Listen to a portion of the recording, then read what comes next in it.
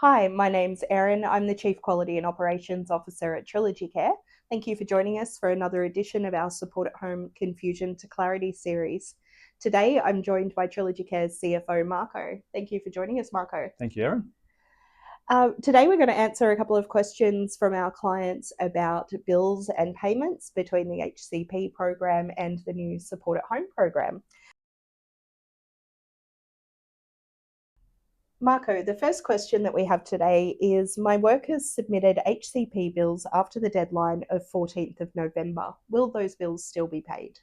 Yes, I will, Erin. The government only allows us to submit one final claim for all HCP invoices. Due to this constraint, we placed a deadline of 14th of November to allow our suppliers sufficient time to submit their invoices and allow us sufficient time to process and pay those invoices. Subsequently to that date, we've received thousands of additional invoices, which has prompted us to extend that date out to Friday the 21st, today. We're still processing through those invoices to make sure that all of our suppliers are being paid and our clients are receiving continued services. We will then be lodging our claim with Services Australia early next week.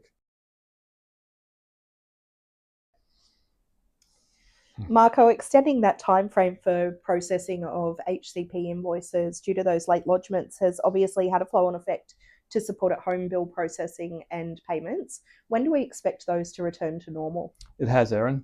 The Support at Home program has been the biggest change to the aged care sector in a generation, which has placed pressures on our operations. As a result, we've experienced unprecedented demand and volume of HCP invoices, and at the same time receiving Support at Home invoices.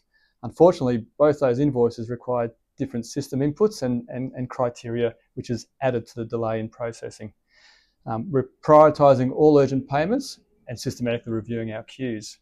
We expect that our normal processing period will return very shortly once we clear through the backlog. Great, thank you, Marko. Marko, when will our clients be able to see the updated balances in their Trilogy Care Portal?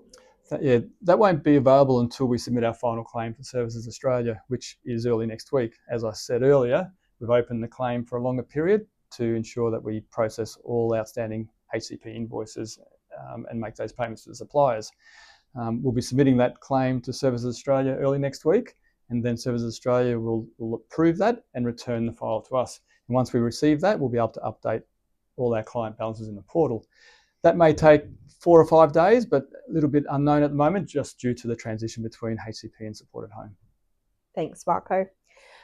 Following on from that, obviously, we will get our client statements out as soon as we can after receiving the claim and being able to reconcile that against all of the outstanding HCP items and ensuring accuracy for our clients. Those statements should be issued in the next week or so.